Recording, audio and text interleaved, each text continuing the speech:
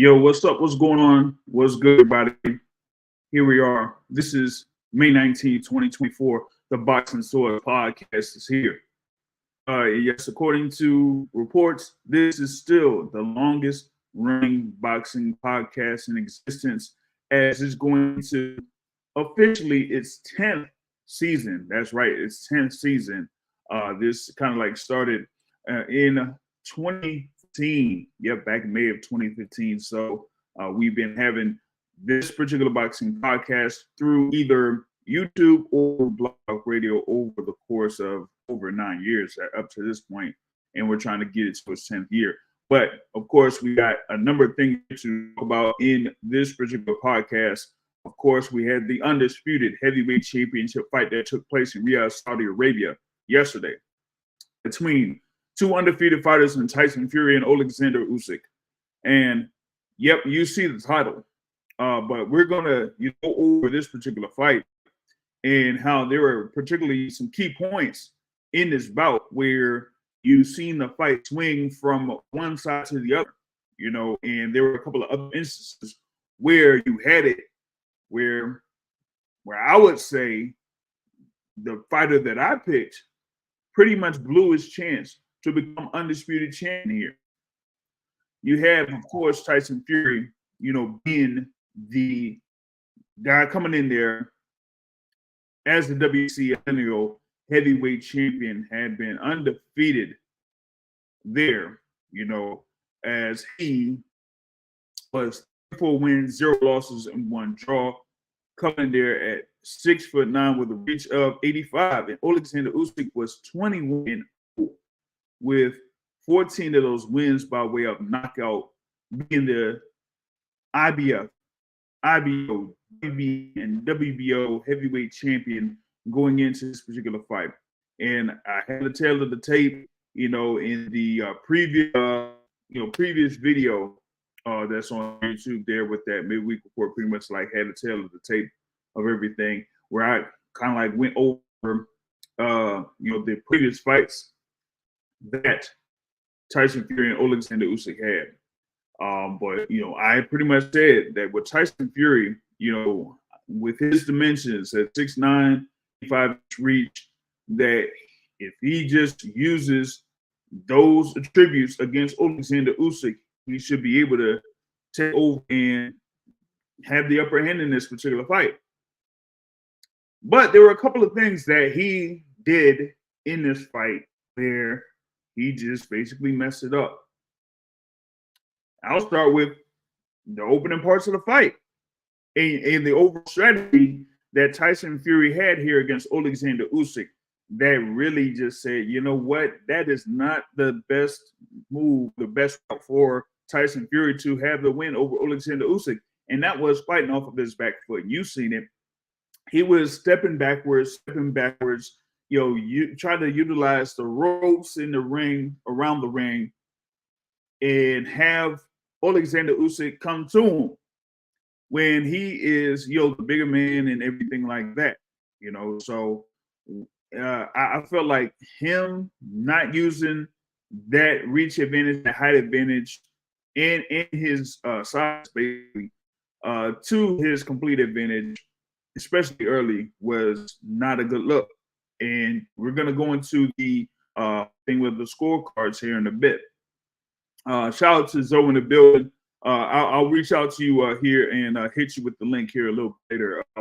Go through this bout. But going into those first couple of rounds, you've seen Tyson Fury just kind of go through fighting off his back foot. Shout out to Denise. Shout out to War Week Radio, of course. They're from Brother Joe. Here and there, of course, the host and leader there of War Week Boxing there. So shout out to Denise for joining us live here on YouTube. And shout out to everyone that's joining on Twitter or watching on Twitter. If you have any comments, you can jump on through the chat on YouTube and be able to go on through there. Back with what I was saying, you've seen Tyson Fury voluntarily go to the ropes or go to the corner and lead, Oleksandr Usyk to him.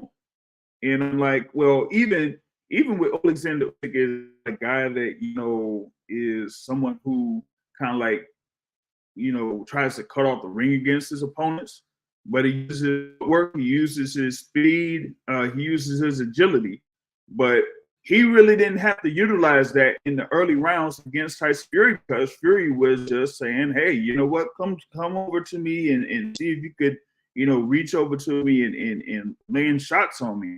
And he just, was doing the, dodging and, just side swiping and everything like that, like how he did against Otto Wallin, you know what I'm saying? And I'm like, in about where you would think you have two fighters where it was basically a toss-up going into the fight. You don't want to give your opponent any inkling of saying that, hey, he gets the upper hand here from the judges because of the amount of aggression that he showed towards you, And I think Fury just gave up those early rounds where it would have been, where it was key for Oleksandr Usyk to have a good start in the fight going into it. So I'm like, why would you even give him, those, open, those early rounds? You know what I'm saying? Shout out to Matt Gomez that's joining in live. And yeah, I'm gonna get into that there a little bit here with what you said on your comment, right?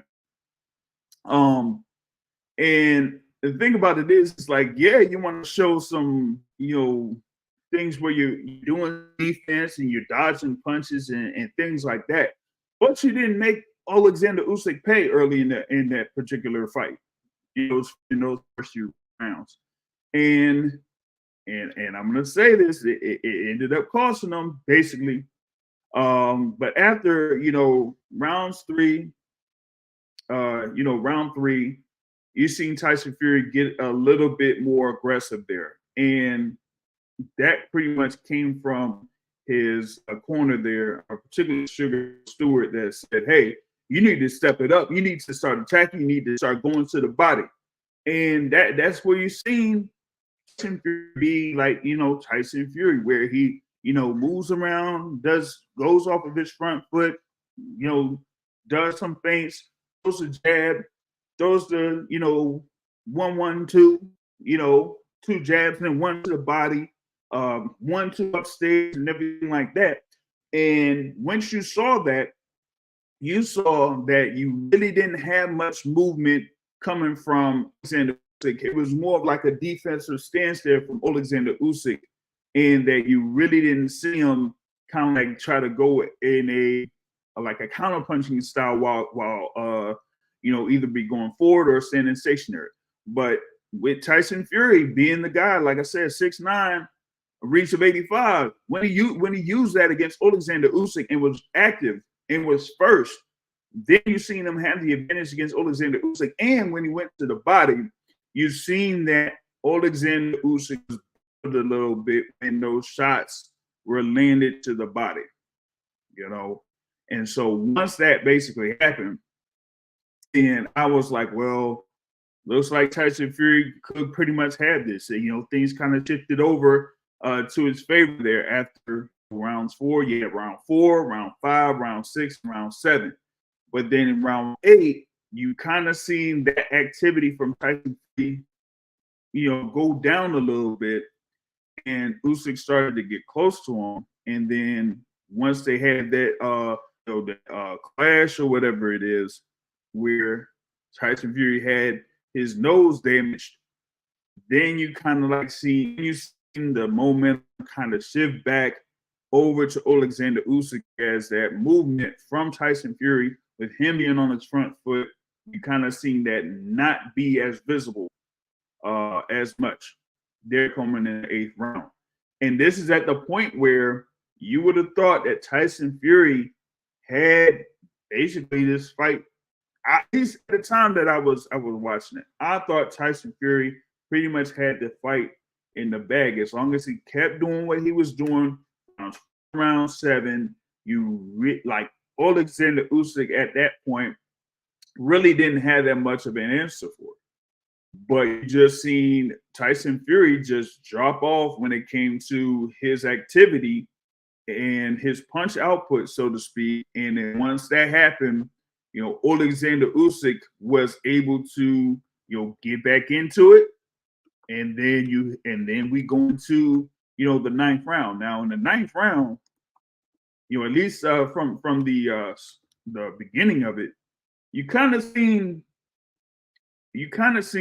that Tyson Fury was, landing a little bit from, going off of his back foot and whatnot, right?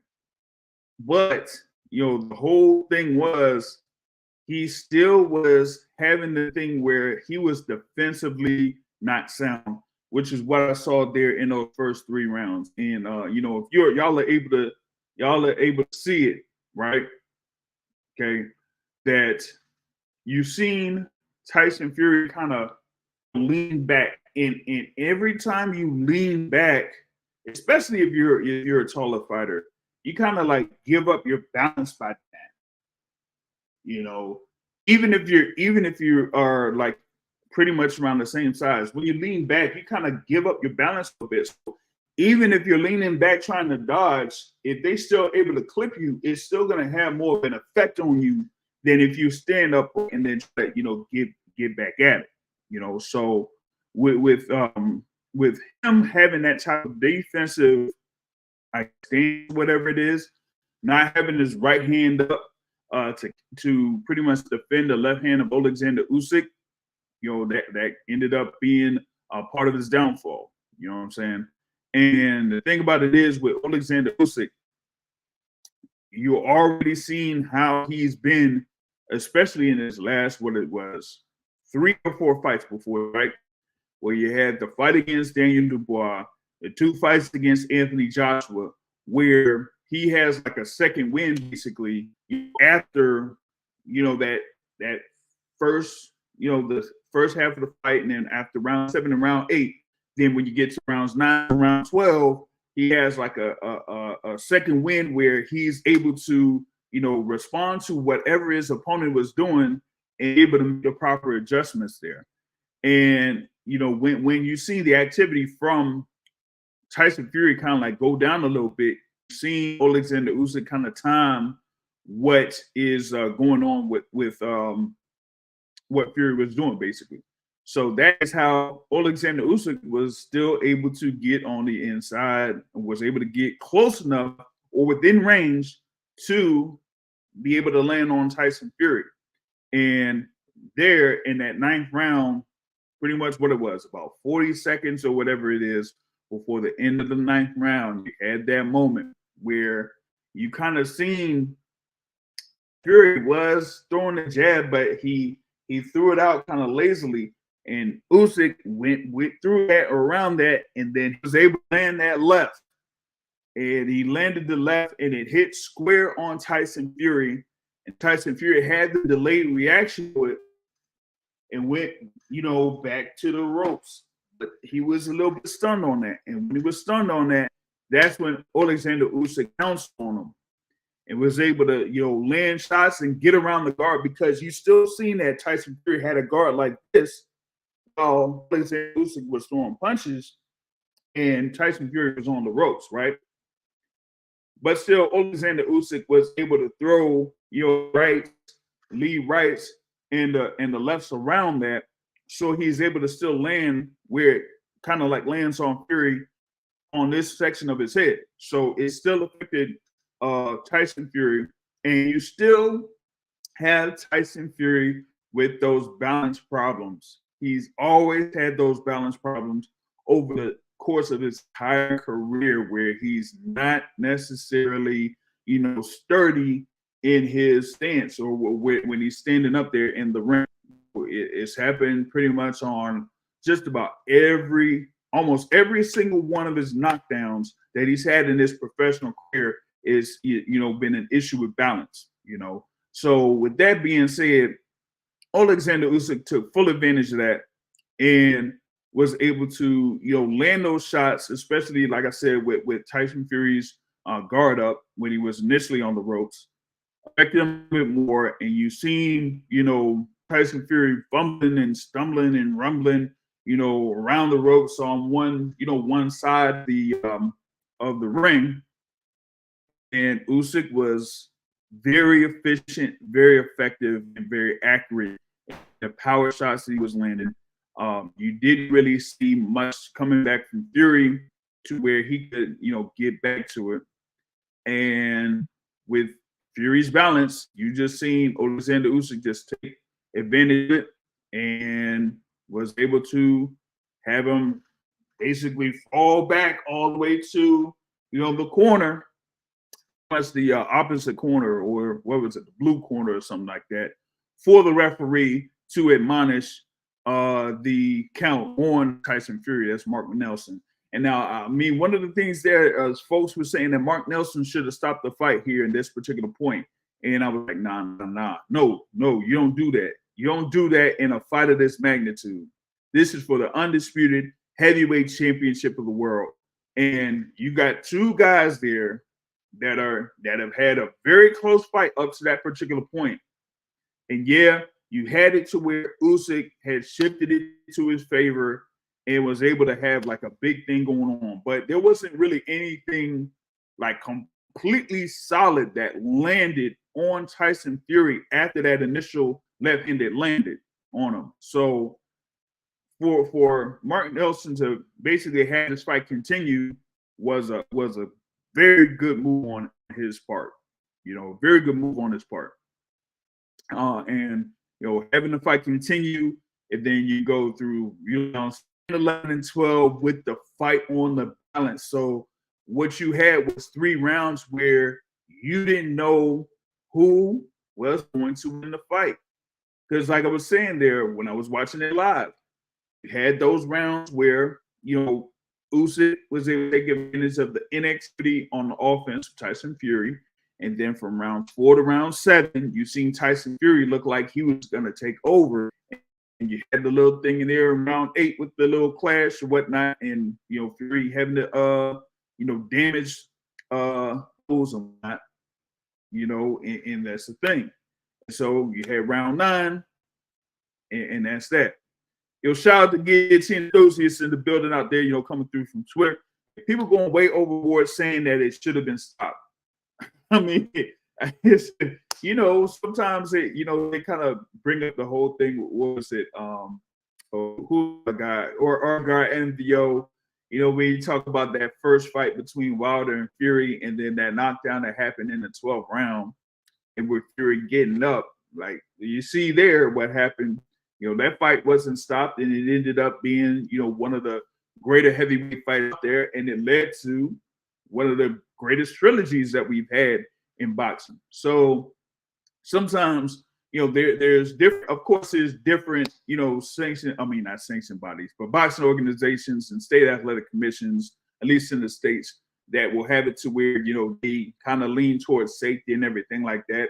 And then you also have things there over in the UK where you see a lot of fights get stopped, basically early, because of, what could happen to an opponent.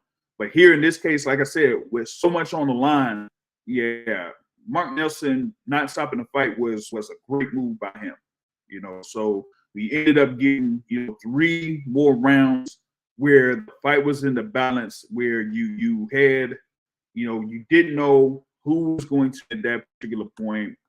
And it ended up being one of the classics. It ended up being a classic. And we went through the full 12 rounds, and you had the scorecard out there where you had Mark Fitzgerald scored about 114, 113 in favor of Oleksandr Usyk. You had Craig Metcalf scored 114, 113 in favor of Tyson Fury.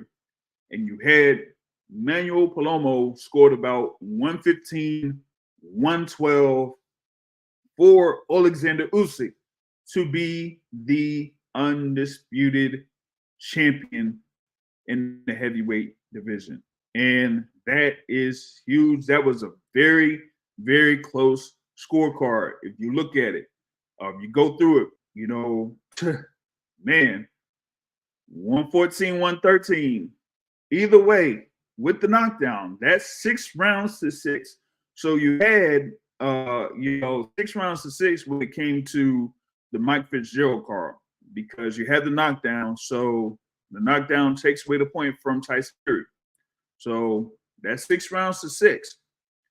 Craig Metcalf, had it 114, 113 in favor of Tyson Fury. So he had it, in favor of Tyson Fury. What is it, like 7 rounds? Yeah, 7 rounds to 5 in favor of Tyson Fury. And then with Palomo, he had it 115, 112 in favor of Oleksandr Usyk, 7 rounds to 5. That shows how close it was. I mean, that's wild. Trying to see if I could get this thing up here for the scorecards, trying to load it up here in a little bit. Let's see what we got here. I hate that I have to bring up this dude's the website joint, but I'm gonna have this thing shared here in a bit. Let's see what we got. There it goes. All right, bet. So you should be able to see the scorecards here right now, right? And it has the scorecards going on there for all three judges. Now, if we check what's going on here with Palomo's scorecard, he had it 115, 112 in favor of Oleksandr Usyk, right? So, like I said, it would have been there 7 rounds to 5 with the knockdown. Everyone gave Tyson Fury the 12th round. Every one of them gave Tyson Fury the 12th round. Okay. Now, here was my thing, and I said this at the start of this, right? Tyson Fury not establishing his, pretty much his attributes early, I felt like it cost him here, because those first 3 rounds, you could have had it where it's 2 rounds to 1 in favor of Oleksandr Usyk, and it could have been like 2 clear rounds that you could have scored towards Oleksandr Usyk, right? So if you're Tyson Fury and you want to have him have a good start, why would you allow what Usyk was able to do there in those first 3 rounds? Especially now, given what you see here from these scorecards. You could have had it to where it's 2 rounds to 1 in your favor. If you had it 2 rounds to 1 in your favor and everything else went the way that it did, then you would have had the nod here in this fight. You wouldn't have had to worry about, the 114, 113 from Mike Fitzgerald in favor, of Oleksandr Usyk, because you would have had the majority of those rounds. Even though it was like 6 rounds to 6 there in Fitzgerald's card, you had the knockdown, but why would you give those first 3 rounds? It's crazy on your part. And that ended up, costing them there here in this thing, So, for me, I felt like it was more about Tyson Fury establishing pretty much his, like I said, his height, his reach, his weight, especially when he was coming in there, at 260 something pounds, his lightest that he's been since the Otto Wallin fight, even though it wasn't like, too far down from his previous fights where he was like 273, 275 or whatever it is, still a little bit lighter. But the way that he approached this fight initially, the way that he kind of like said, hey, you know what, I'm going to show, I'm a better boxer or whatever it is, and that's the thing about it, So I would say that, with that being said, he kind of like, gave a few of those rounds for a guy like Oleksandr Usyk. And the thing with Usyk is you can't give someone like him that's technically, on point, able to try to, get inside, through angles, through, seeing where you're at as far as like positioning is concerned and stuff like that, to where I could take advantage of this. I could see where you're at from your feet and where you're having your lead foot. If you have your lead foot on the inside, I have the opportunity to get in and out because I have my lead foot on the outside of you and be able to try to, pretty much like swipe off or block that initial punch that you have coming from your left jab.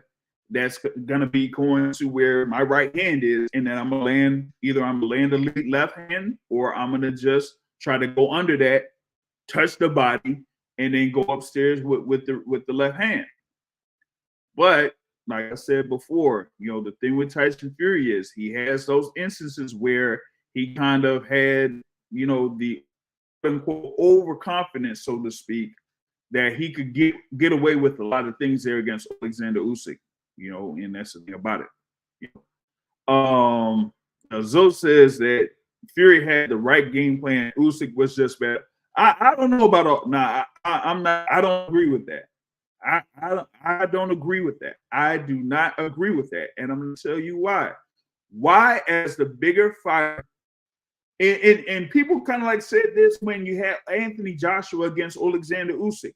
And the thing with Joshua is nowhere near the level of mover as Tyson Fury is when it comes to ring generalship and controlling stuff around the ring. That, like, come on, you can't say that Anthony Joshua and Tyson Fury are the same kind of type of fighters when it comes to that. They're not. So if you've seen that, Tyson Fury, what he's able to do, as far as like ring generalship and all that type of stuff, that just doesn't make any sense. Like, you're the taller fighter. You're the guy that's supposed to be the one that kind of like establishes range, establishes distance, and also you're the one that's supposed to have, these guys in your corner like, Sugar Hill Stewart and all that, and giving you the game plan, giving you the blueprint. And when you follow the blueprint, you see that it works. Why not continue to do it?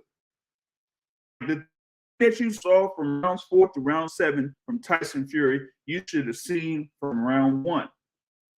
Because if we've seen the history there of Oleksandr Usyk being kind of, tense when it comes to punches to the body, when you've seen what actually happened in the fight, when those shots to the body were landed by Tyson Fury, like, come on,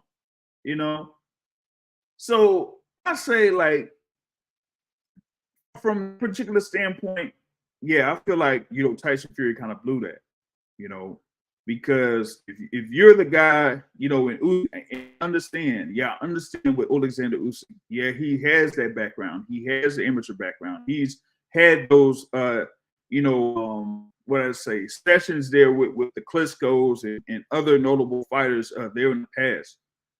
But, if you're the guy that says that you're the best fighter in the heavyweight division, you got to show, you got to send that message that you're the best fighter in the heavyweight division. And I said, like, when you're a smaller guy, like, you gotta send the message that you're the smaller guy. What was it that we kind of like said getting into this particular fight that Fury should have been able to do? Use his height, use his reach, use his size, try to get to Oleksandr Usyk and wear him down.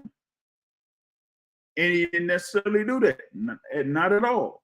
You didn't see him. You didn't. Where did you see in any instance where Tyson Fury was dedicated to try to get Oleksandr Usyk and try to smother him up, regardless of what Usyk does as far as like movement is concerned?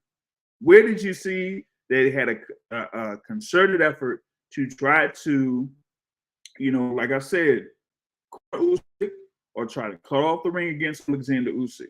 You really didn't see it. So that was the thing, man. So you kind of like seeing him, really blow that type of those type of opportunities there. Like I seen that with Tyson Fury, and when you see a fighter like Fury had that as a clear advantage over Oleksandr Usyk and not pretty much stay consistent with that's something there. Is there something where you kind of like seen the resilience of Oleksandr Usyk? Of course, you've seen that there, from Oleksandr Usyk in his fights against two fights against Anthony Joshua. You've seen that his fight against Daniel Dubois, where he was able to, respond to what happened to him and still come back and win those fights. But, other than that, for Fury, if you're the number one guy, you got to show that you're the number one guy. And, well, it just didn't work out that way. This fight was so close, so razor sharp close, that the knockdown, at least to me, it showed that the knockdown was a difference in the fight. Pretty much that was the thing. The knockdown was a difference in the fight. So what we'll see here coming up in the rematch that's proposed for October, we'll see, how both of these fighters kind of like adjust to this. The way that Zoe is kind of responding to this is like he feels like he's like Timothy Bradley when Timothy Bradley assessed the fight between Tyson Fury and Oleksandr Usyk, because he's saying like, hey man, I don't see where Tyson Fury has a proper adjustment that could keep up with Oleksandr Usyk. I don't know, maybe, but the thing about it is like it not like Oleksandr Usyk blew away Tyson Fury in this. No, it was a very close fight. That's what we say, regardless, like this was a very close fight. So here is the thing, man. I just like Tyson Fury had the tools. He should have had the tools there to really kind of like send a message there early against Oleksandr Usyk, and didn't do it because he wanted to be a showboater and say like, oh, I could do this, I could, be around the ring and do this like Muhammad Ali and shake and shimmy shake and all that type of stuff. No. Don't do that. Don't have that. Don't even give that opportunity to Oleksandr Usyk. Just go in there, say a message, like establish that you're the bigger man there in kind of like when the fight early there. So that's pretty much my opening take here for this fight. Now we're gonna have our first guest in the building to chop it up in reference to this fight between Fury and Oleksandr Usyk. Of course, our great guest that's been on here, the Boxing Academic, is in the building. What's going on, Boxing Academic? Not much, JR. Good breakdown, and I'm closer to what you say. It was obviously a great fight with a lot of back and forth action. But if I had to label this fight and break the fight down to two words, I would call it two themes of the fight: discipline and consistency. And that is what won Oleksandr Usyk the fight. Him being disciplined and him staying consistent. Tyson Fury being undisciplined and him being inconsistent. And so I know Fury is kicking himself and he is upset with himself because he knows where he went wrong in approaching this fight, and he knows where he had all the momentum in the world and where he went wrong.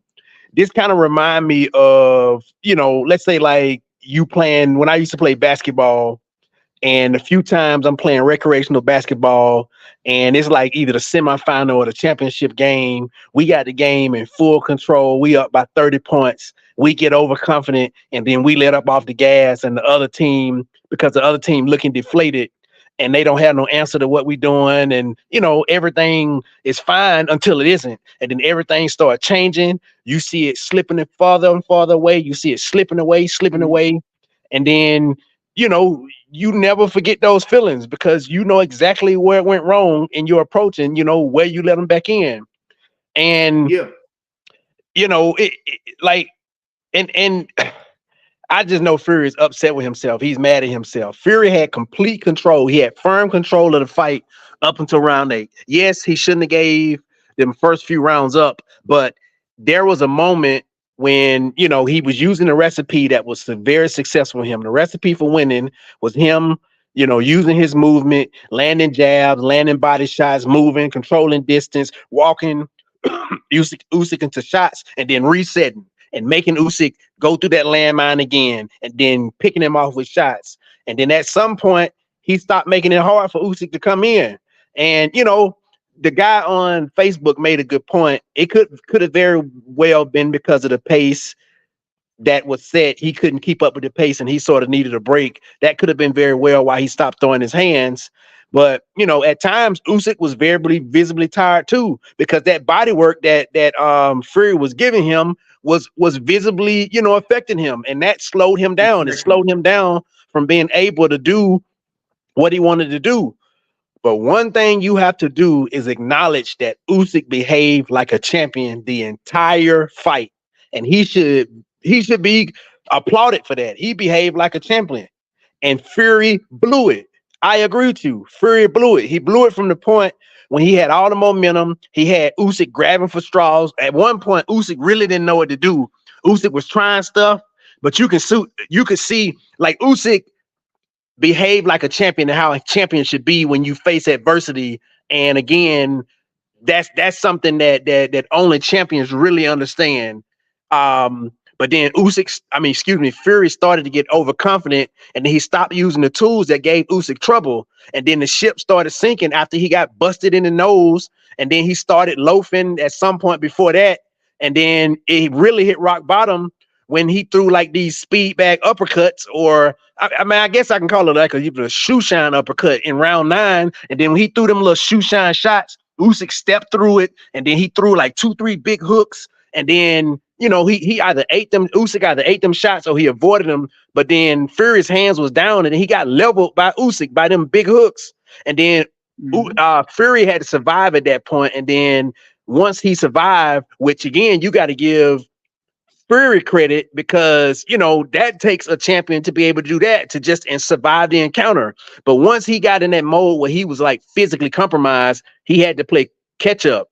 And again, give Usyk credit, because his discipline and his consistency allowed him to land them shots. Like you could see in round 8 and round 9, he was like, you could just be like, he was like, shit, I'm down. This man give me with them body shots. If I'm gonna go out swinging at him. And that's exactly what he did. Combine that with Fury, loafing, and then sort of changing the approach that made him successful in walking Usyk into shots. Again, you got to give Fury credit because he survived the moment. So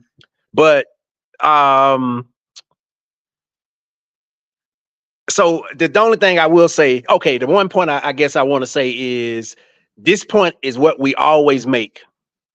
No one is the same going into the ring as they are leaving out of the ring with Deontay Wilder, with their ability to take shots. And even after this point, when Fury does get hit clean, this will continue to happen. Him being hurt like this will always continue to happen, because this is an effect of all them fights with him getting bludgeoned by Deontay Wilder. His ability to absorb them punches. I mean, he took some clean shots now, but how many other people took clean shots from Usyk and they didn't respond like that? I mean, the only thing I hope after this fight, let me just say the last part. The only thing I hope after this fight is that Fury doesn't spiral, because he ain't gonna let himself forget this one. He gonna say to himself, I was so close and I let him back in it. And Usyk sees the opportunity. I just hope he make peace with it.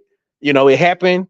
He got back up. You got up. You know what I'm saying? The fight didn't end how you wanted to. Get him in the next fight, and you change the narrative. Knock his ass out in the next fight, and you change the narrative.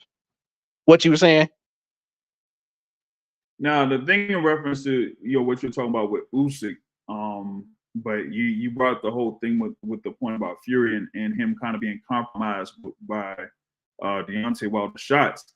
But the thing I was saying with Tyson Fury is Tyson Fury has been knocked down multiple times, way even before the fights with Deontay Wilder. You had the thing there with Steve Cunningham for one.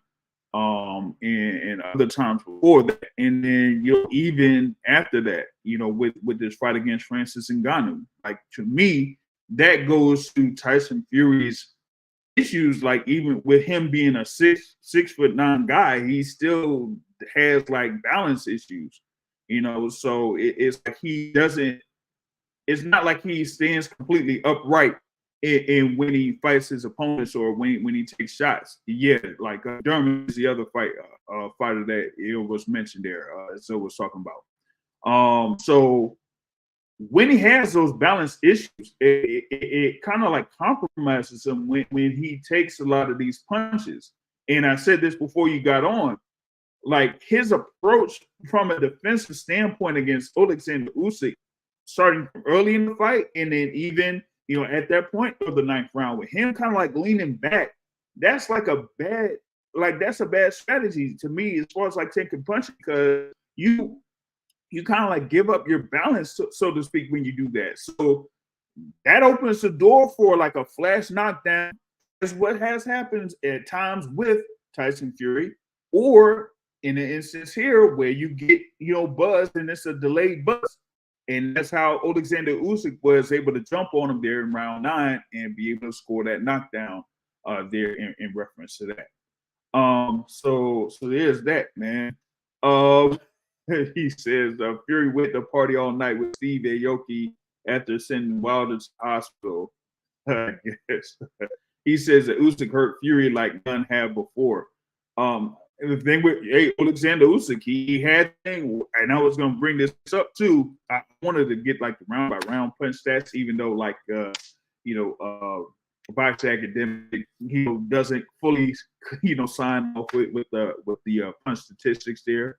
Oleksandr Usyk was able to land 170 punches on Tyson Fury over the course of this fight through these statistics, which is the most he said that had been landed on Tyson Fury at a 41.8% connect percentage there. So he was successful with that, and he had like 46.9% power punches landed on Tyson Fury. So that was also very successful there as well.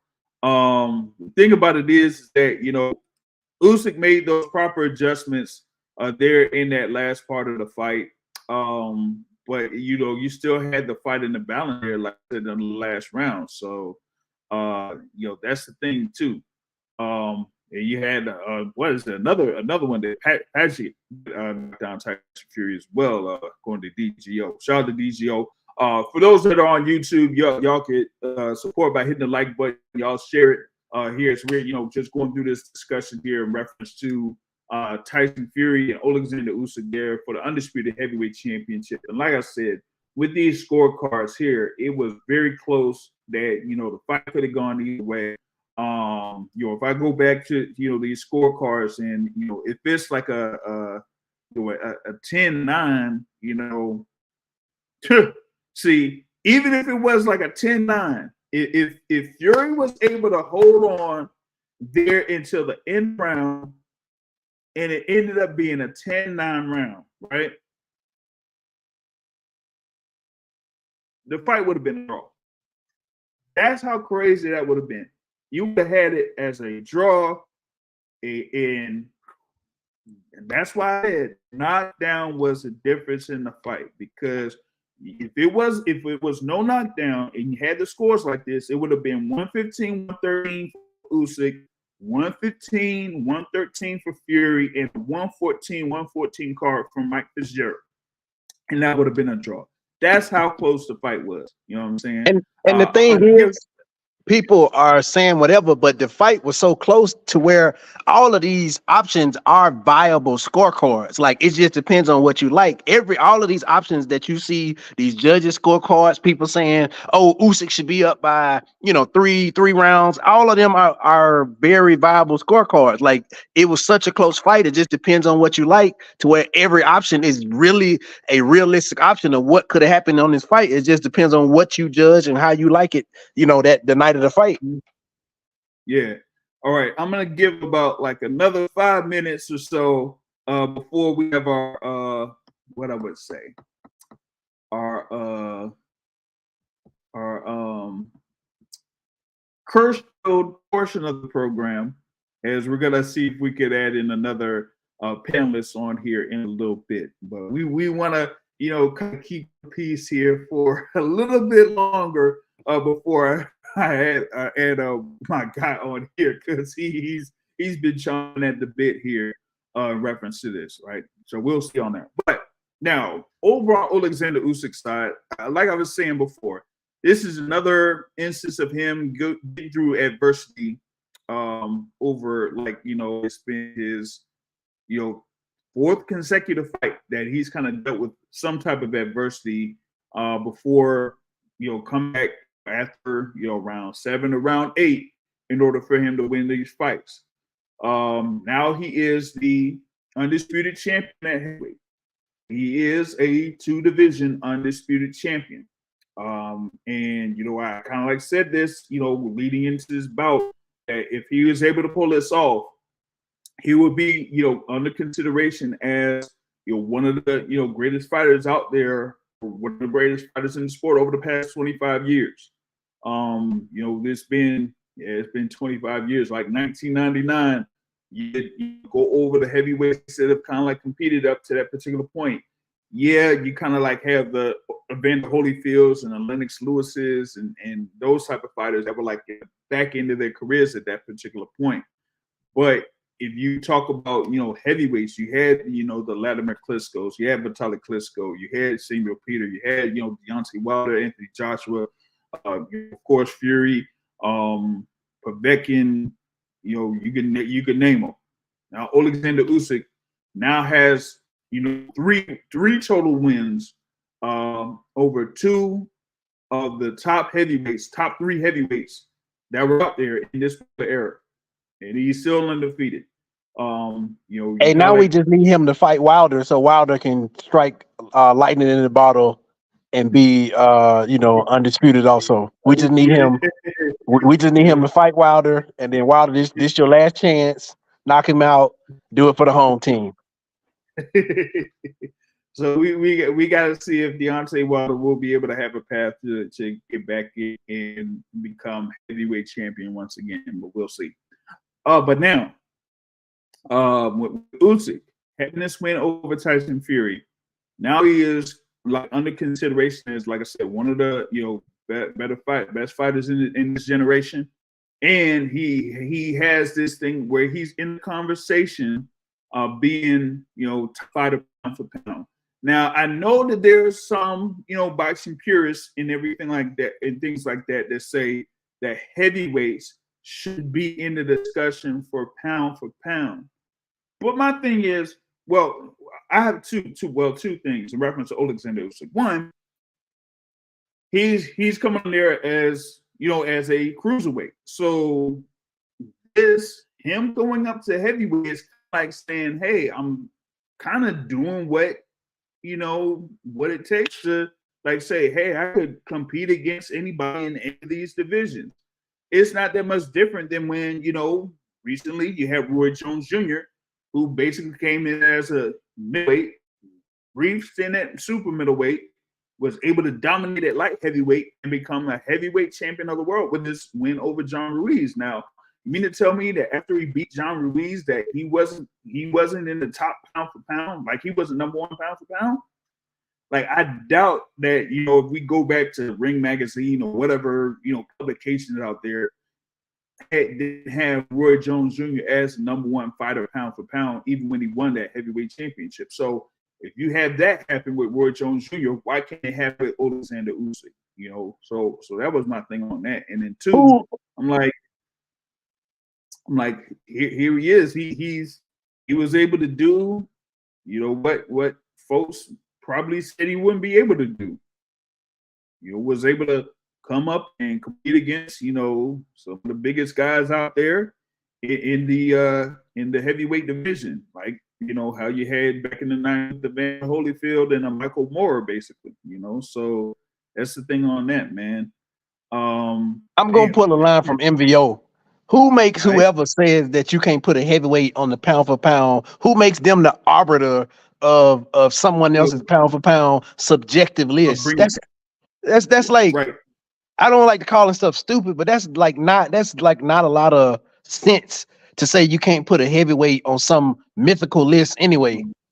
The list, yeah, and it kind of goes to how sometimes I like compare or put together like boxing with football, so to speak. When people have rankings in boxing, people have rankings in college football, and there's of course in football there were some scenarios where you don't have the opportunity for certain teams to face other teams, but you kind of give one team or a couple teams higher regard than other teams that maybe have done the same thing, as far as like being able to go their schedule, go through their resume, and win every game in comparison to another team that's in another conference.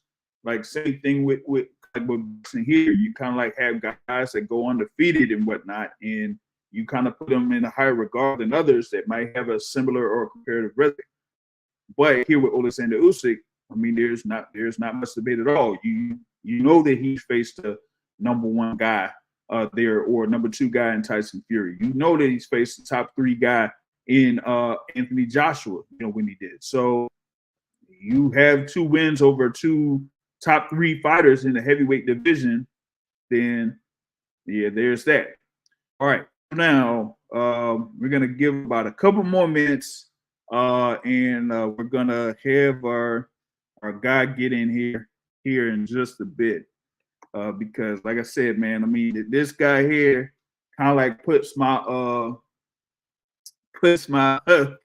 channel at risk sometimes when he's on. You know what I'm saying? So kind of like hold a little when he gets on here. But I have just reached out and put the link on there for him. So yeah. Let me see here. Oh, one of the things here. Let's see. Shout out to our guy Joe Heron of War Week Boxing. He said like on Twitter, he like reposted the link for this video here, but he goes on when I bring up the question there, if Tyson blew his chance to become undisputed. He said, you know what? He said it's a combination of both. He says that Usyk is a chameleon, and that Usyk is able to adapt to various circumstances that happen, and able to adapt to whatever the opponents bring to the ring. And but he said that whatever tactic Fury would have decided to use, Usyk would have adjusted.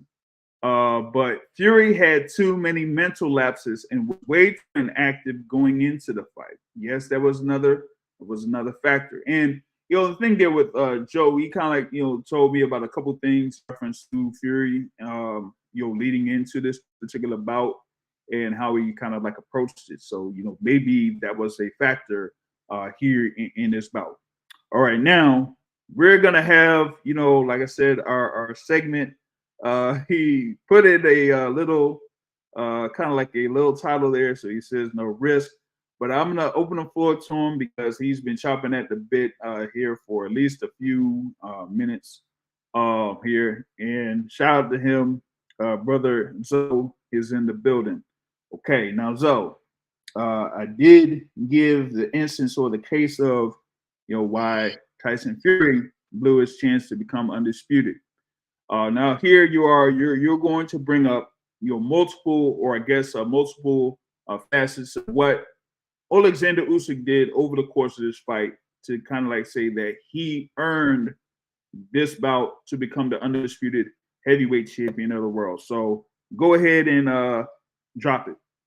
Hi, what's up, brother JR? What's up, Boxing Academic? The first thing I'm gonna say is Oleksandr Usyk only path to victory was to get close to Fury. That's the only way he was gonna land any kind of punches, is to get close to him. So the only strategy for Fury to do was to keep him in the back foot and try to time him coming in. What you're suggesting was for him to use his size and give that up and allow this guy to have an opportunity to throw punches, which he showed you in round 9. It wasn't a good idea because once he shortened him up, accuracy cures all. You feel me? Accuracy could make up for power. So when I say Fury fought the right game plan, he fought the right game plan. What went wrong was timing. the first two rounds he couldn't pick up on Usyk's timing. So Usyk was able to work the body. He was able to level change him out of position and just go to the body and then land an occasional lead left hook to the face. So he was able to just confuse him for the first two rounds. Late in round two, Usyk Fury finally did land a uppercut to the body, but it was nothing, nothing that won him the round. Round three, I gave to Usyk as well, but in the last 30 seconds of the round, I started to notice, okay, Fury starting to time him. Fury starting to land the jab. Fury started to time him coming in with the uppercut to the body. Round four, he completely had his timing down pack. He completely had his down pack. The herky-jerky level change shit, that shit went out the window. He started to dominate him from round 4, 5, 6, and 7, using the same game plan he was using in round 1 and 2. The only difference is he's not able to stop Usyk. He's able to stop Usyk from coming in and out because he's able to time him with the uppercut and the jab. Now, towards the tail end of round 7, which is to me is a toss-up round, till the end till end of round 7, Usyk started to find the left hook again after he was missing for about 3-4 rounds. Round 8, the adjustment Usyk made was, you said that you felt Fury slow down. I don't think Fury slowed down at all. I think Usyk put the pressure even higher. And then he changed the rhythm of how he was coming in, and then it was making it difficult for Usyk, for Fury to catch him coming in again. So he started having more success coming in and landing the left hook. Now, when he started to put the pace too quick, Fury defaulted to only throwing 2 punches: jab, uppercut to the body. Around round 8, he started spamming the uppercut to the body, but he started to throw what I'll call a pity pat. He threw 2 pity pat and got caught. Because what Usyk stopped doing, Usyk stopped throwing the overhand wide. He shortened it up. He shortened the left hook, and he caught him perfectly. Because what Fury was doing, Fury started defaulting to throwing the uppercut, but he threw a pity pat. He didn't throw it with any conviction. He was just throwing it to occupy space. He timed it and hurt him. You feel me? And from then on, Fury didn't win another round. Fury could not get enough consistency in the round to get the timing down pack. It was all about the herky-jerky level changing movement. That's what fucked him up. And when he did get the timing down, all Usyk did was add more, was just step the pace up to a point. So it wasn't that Fury gave it up, because what you're suggesting is for Fury to walk in and get caught with a short left hook earlier. That's what you're asking for. What you're asking was for a pivot party. If you telling this nigga walk up and go put your weight on him, this should have looked like the Ruiz Roy Jones Jr. fight with this nigga pivoting, lead left hooks and pivoting and spinning this motherfucker around. Fury fought the right game plan. Usyk was just better with the timing. Not quite. And I'm going to tell you why, especially early in the fight. Like I was saying early in the fight, you're saying that Fury was trying to time him in reference to Usyk doing. But from a what I would say, ring generalship standpoint, right? You're fighting back, and you're fighting off of your back foot. You're giving your opponent the vision of being the aggressor there, whether he's accurate with his punches early or not. You're giving that vision that Usyk is the aggressor, which way the judges are saying, like, hey, Usyk's doing this because Fury's not really doing much of an offensive standpoint and just trying to react to what Usyk's doing. What happened if he fought that way? Instead of establishing what you could do initially or early in the fight, which was, be upright, throw jab, establish the distance, go with the 1-1-2 early. And yes, you could go forward, but not like be very aggressive going forward, because as I said earlier, you got to be able to establish that foot positioning too, because when you're orthodox fighter against the southpaw, you got to have that lead hand or that lead foot on the outside of Usyk's lead foot. And there were occasions where you see where Usyk had his lead foot on the outside, where it gives opportunity to maneuver in and out, basically, and score those points. Like you were saying, what was happening there at the end of the 7th round, going into the 8th, and then through the 4th, Oleksandr Usyk. So you could approach going at Oleksandr Usyk going forward, but you don't have to be overly aggressive to it and be able to be effective while you're throwing the jab and going and coming forward with the body shot too. And if you're doing as Fury was doing from rounds 4 to round 7, don't give Oleksandr Usyk the opportunity to do anything coming back. If you're gonna go, like, say for example, with Tyson Fury, if you're gonna go with the jabbing into the body, you could go to the body and then you still have your free hand with your left hand and try to get that, to get that left hand and get around and wrap, Oleksandr Usyk so he doesn't throw that much, or he doesn't throw many effective punches. JR. Like, try to move it up, but he just didn't do that. Now, also, if you're going to be there at 6'9" with the reach of 85, utilize that 6'9" with the reach of 85 from round 1 to round 12. Don't give Oleksandr Usyk that opportunity or many opportunities to try to get to the inside. Yes, Usyk has that maneuverability where he could, get up, sway, and then move around and try to, get under the jab, which he was trying to do there early in the fight, and then you seen that after round 8. But you got to mix things up, and I really see Tyson mixing the jab up because, as you were saying, Oleksandr Usyk was able to time the jab, number one, and then when Tyson Fury was doing the uppercut, he was able to time that uppercut coming in, number 2.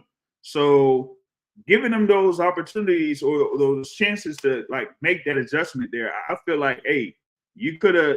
I thought that there would have been more tools in the toolbox for Tyson Fury to be able to counter what was going on there with Oleksandr Usyk.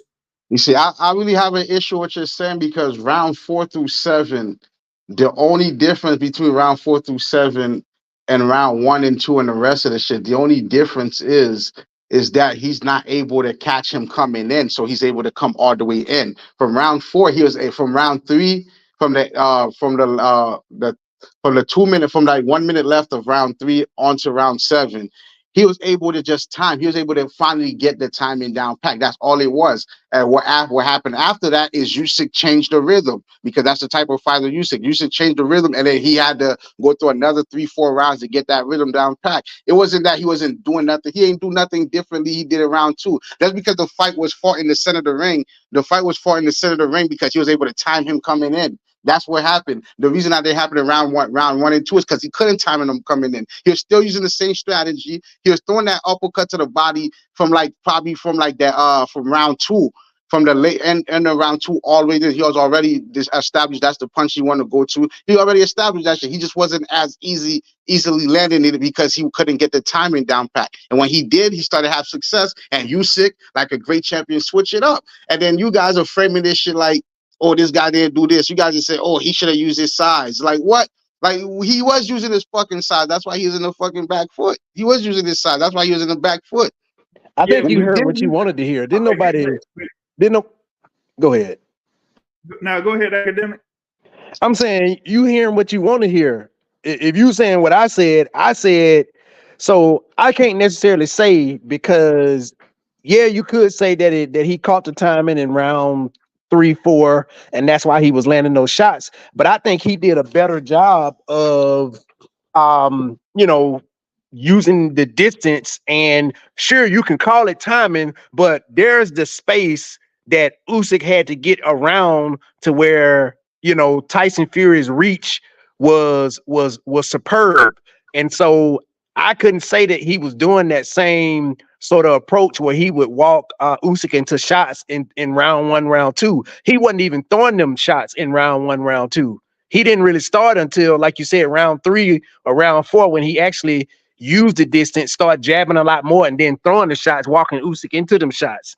And then once he stopped doing that, that's when Usyk, and it just so happened to be when he started clowning and he started, doing this other shit and, did that. What you call pity pat. What you call pity pat is, I'm saying he did this little drum roll ass uppercut, and then that shit got his ass exploded on with them twice. 2 hooks. He did it twice for no reason because the speed, the pace of the fight. Once after round 8, once the pace of the fight increased too much, he defaulted just using the jab and uppercut to the body. That's all he was doing, and it made him real easy. And then no offense to y'all, what I like about my little group chat is from round 3 and round 4, we said, yo, if Usyk tightens up that left hook when he throws that uppercut, Fury might be in trouble. So I'm glad that we was able to identify that shit. We was able to see that shit because we actually watching this shit from a technical standpoint. We're not looking at, well, this guy's 6'9", so jab. You feel me, nigga? Dog. There's nuances, bro.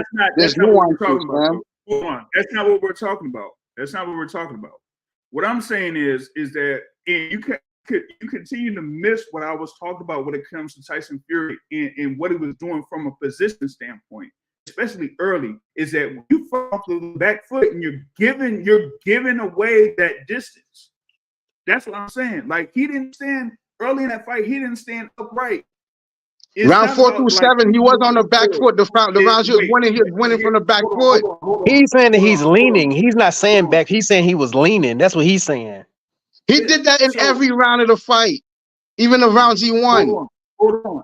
But when you approach a guy that's shorter than you or that has that particular size, like, why would you give up that opportunity to be upright, to stand there and use that distance against your fighter? Because he lost the first 2 rounds. Because he lost the first. Hold on, especially from a defensive standpoint, because you're kind of like giving them that opportunity to actually get a flash knockdown or get that particular knockdown that Usyk was able to score. So my thing is that if you're able to stand upright, you're able to use that distance, and you're able to not only just use the jab, but use power shots and use body shots and mix it up and actually try to do and I didn't really see it that much, a stab to the body. When you see that from Tyson Fury? Why would he do that? I don't know. I didn't necessarily see it. Why? Why would that be a punch on this? Why would that be a good punch in this fight? Why would that be a good punch in this fight? Because, okay, let's see. You just talked about him being upright. You just talked at 85 with the reach of 85, and you're able to reach out and you're able to use that left hand towards the body and reach out. So now you're gonna have that whole, your whole left hand out there. Where's Usyk gonna be able to get to you at that point? Man, you asking Fury to shrink himself even more after he spent this time talking about him. That's not what I'm saying, bro. He's not shrinking himself to the body, bro. You shrink yourself to death. Hell no. Well, Fury did that a couple times. I saw him jab to the body a couple times. So where's he shrinking himself down if he's using his full reach? Fury, who did you pick going in, JR? Who did I pick? It was a toss-up. I was leaning towards Fury slightly. I said I'm gonna disown. I said we in America have to disown Fury, but you did say that. I take it back now, because even though I think Fury gonna be mad at himself enough to where we don't have to disown him, and he gonna dig in himself enough to where you don't have to like point at him because he know where he fucked up at. Man, this is what I came away thinking. I came away thinking Tyson Fury is better than I thought. His boxing IQ is better than I thought. I don't know what the fuck you guys saw, but that's what I came away. I came out away impressed with Tyson Fury. He clearly lost, but I came away impressed with his boxing IQ, with his ability to pick up on timings and herky-jerky movements, shit that other people struggle with. That's what I came away with. You guys just say he blew the bag or something. I do whatever. That's cool. You guys pick Spence to beat. You guys pick Spence anyway and bet your beef. So that tells you how much I should trust you guys. Then you pick Manny Pacquiao over Tim Bradley the first time. I don't care. Listen, let me tell you something. I don't care if it happens 3 months from now, 3 years from now, 3 decades from now. Whenever Beterbiev faces Dimitri Bivol, he's gonna knock his. Yo, didn't you pick Manny Pacquiao against Timothy Bradley the first time? No, but I said, judging the fight, I said the fight is the most overblown robbery in the history of boxing. I'm not saying Pacquiao. I'm not saying I felt like Pacquiao and he did lose. I'm just saying it was not a robbery. It was a very fucking close fight. It's just the Pacquiao fans pretend it was a robbery, bro, because they paid too much attention to punch stats. The fight was a close fight. It could have went either way. I don't care who you thought won. It was a close fight. Talk about punch stats, son. Let me see. That's fair. I mean, I thought Bradley won. And I don't mind that. Because I remember watching that fight, and I'm like, you know what? I don't know who won, and everybody was looking at me. You crazy, Pacquiao? I'm like, nigga, I don't know. And I felt the same way watching Pacquiao versus Jeff Horn. I'm like, I don't know who the fuck won this shit. Niggas are talking, you're tripping. I'm like, I don't know who won this shit. I was just trying to pick a sensational fight and just, try to like get you on the point. But I didn't mean that. Listen. I got two more fights left until JR just have no choice. But when I talk, you just like whatever. No matter how much you want to disagree, just gonna be like whatever. And the last two fights left is for Bivol to demolish Better Beef and Shakur to demolish Tank. And after that, you're gonna finally learn. Okay, let me leave this dude alone. Okay, because like let me leave him alone. Because the Spence thing, you guys was over here talking about 70 jabs per round and like shit. I'm like, what about the technical aspect? You feel me? Like niggas talk into Fulton and shit. I'm like, bro, like I keep telling you guys, man. I'll accept the whole thing with the Fulton anyway, joint, but yeah, that Yo, wait, quick thing, because I heard you said earlier, pound for pound number one. Resume wise, Usyk has a better resume than Inoue and Crawford. Okay. But in terms that's true. But in terms of eye tests, Inoue and Crawford look way better than Inoue and Crawford look way better than Usyk. So I don't know. It depends on what type of flavor you like. You feel me? Because Crawford it would be a toss up. Now here's the thing though with those three, right? Usyk and Crawford pretty much like have the same level of activity. Like they only had like one fight, for the year. Inoue has had, 2 fights in the year, or basically 2 fights in a year. So when you talk about that, you would lean towards Inoue. Resume, of course, it's Usyk, by far. And why aren't we judging off resume? Why are we or why aren't we? Why are we not? Oh, are we not? Why is that not a bigger consideration? What you actually did in the ring? It's a super big consideration. That's why I said it's a toss up. But also that ain't making it a super big consideration if you saying it's a toss up. Because I just told you based off the eye test what Inoue is able to do. Like, okay, because Inoue's resume is not exactly chopped liver either. You feel me? Inoue's resume is not actually chopped liver. It's not early in his career. Oh, he had a great run early in his career. Yeah, you like beating the number one guys in the division that he was. You feel me? So it's not chopped liver. I just think the reason I give the resume of Usyk over Inoue is because even though this is arbitrary and this is not really a big deal, it is just my personal thing. And most of Inoue fights happen in Japan, while Usyk then globetrotted the entire world, conquering lands after land. You feel me? He's doing to other nations what Russia tried to do to his. You feel me? That's all he did, bro. He didn't conquer. Here's the other thing too. Here's the other thing too with Usyk, right? Like Usyk, him, being, basically originating from the Ukraine is one thing. I mean, you can add something where, it's like, Lomachenko. Lomachenko has, those fights where he has fights in the U.S. mainly. So he kind of like has a quote unquote base. Like in the past, you had the thing there with Klitschko's. Like even with them being from the Ukraine, they had like a base of sorts over in Germany. Yeah, Oleksandr Usyk, he don't have that. He went to the UK, he went to US. He went to Poland. He had a fight over freaking MGM over here in the DC area. Like he's traveled. Like everything has been basically him traveling. So he doesn't necessarily have a quote unquote home to where he can have a majority of his fights. Everything he's pretty much, been the road warrior, so to speak. Because between the three, I would say that Inoue's probably been more dominant between the three. But Usyk and Bud, and I'll probably say more so Usyk, has shown the ability to make more adjustment. Because Usyk, we seen him have to make adjustment more than we probably seen Bud did. You feel me? Which I don't know if it's a good thing or a bad thing, because that might just mean Bud's more dominant against the level of fighters he's fighting. Because Usyk, we seen him fight Breedis and how he had to adjust to Breedis' body attack. We saw how he had to adjust to Tony Bellew. He was losing that fight. You feel me? We saw How he had to even Him against Anthony Joshua in the like I was mentioning, those two fights with Anthony Joshua, particularly in the like from rounds 4 to 7, and you seen particularly in the first fight where Joshua looked like he was like bullying Usyk there, and almost looked like he was going to be ready to stop Usyk. Yeah, and but then Usyk went back to being the quicker fighter and being first. one thing And I'm sure. Yeah.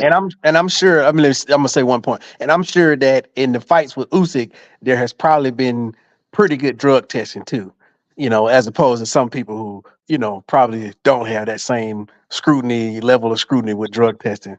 I ain't saying nothing, but I'm just saying there's probably that too. Well, if I was to compare all three guys drug testing based off the countries they go, I'd probably say Usyk probably might have the slightest, but this nigga get drug tested in Poland, Latvia, Germany. Like, how good is that? You feel me? I know anyways getting top notch shit. Cause that Japan shit, they take that shit seriously over there. Man, you ain't never seen these damn Olympics and stuff. They take it serious. Get out of here. Japan got an Olympic problem. Got a steroid problem. I ain't saying nobody got nothing. I'm talking about like a program, like the Olympic program. I'm not aware. I'm simply saying. Before I make my comment, I'm gonna look up some stuff. But I'm simply saying that people skirt certain rules at times. Because I'll say versus that having outside, testing and stuff like that. I'll say that Japan's pretty known. The Japan Commission is pretty strict. Yeah, they're pretty strict when it comes to the whole testing things. Because remember, think about it. Well, they banned it a couple of weeks ago. We had the whole thing there with Luis Neri, and his backstory for going into Japan was him having those what was it, Shamanaka? Yeah, twice. Yeah, he took juice and then came overweight the second time. Yeah. And they banned his ass. The only reason they unbanned him is because if they felt he could beat anyway, they wouldn't have unbanned him. They only banned him just to see him get massacred. Yeah, because they hate that guy. You feel me? That's the only reason. They hate him. Yeah, that was the thing. They said, you know what, we're bringing you over here so our guy can beat the crap out of you. Yeah, then we're gonna ban you again afterwards. I never heard of something like that, though. They really unbanned this guy just to get an ass whooping, dog. They hate him. They hate his guts, bro. I mean, but yeah, that's gonna be another good conversation. I'm gonna probably drop something video for that as far as like pound for pound. I got a question later on. Go ahead with the question. So we saw snippets and photos of the inhaler or whatever between the rounds. His cross. It was a cross. What's the cross? It was his cross. It was his cross. Like Hulk Hogan had the cross on his neck or whatever it is. Oh, get out of here. So what do we make of that, if anything? It was a cross. All I'm gonna say, he's lucky. Here's what I'm gonna say: he's lucky because you have some nerve to be pulling out that religious cross in that country with their rules, bro. That's all I gotta say. You're brave. Was it a cross or was it an inhaler? It was a cross. No, it was a cross, man. He had the cross, the whole time he was there in post conference when they was interviewing him in the ring. He had the cross on. He took the cross right before the fight. In between rounds, he kissed it. Yeah. Okay. So all right. Yeah. So there was that. But yeah. You talk about the so somebody AI the video or something. Somebody made the AI and look like a dang inhaler or something. I don't know what video you saw. It was just the camera angle just made it look bad, so it looked grainy and stuff like that. So anybody could try to make it out something. That's social media these days. You could have something that could be completely the opposite, and some people could, as long as they push it hard enough, make it seem like it's something else. Okay. But with Tyson Fury, he's like, I cannot believe this rabbit, this sausage, this middleweight was able to beat me. So we'll see if they have this rematch in October. JR, check me out. If Usyk beat Fury in the rematch, and they both retire, Who is the second best heavyweight of this era? Joshua. Without a doubt. Okay, I was just making sure we're in the same page here. But what if Wilder beat Joshua? Then that's the answers the question. Then that answers the Well, question. it could. Say what's the answer? You didn't say the answer. But here's the thing, right?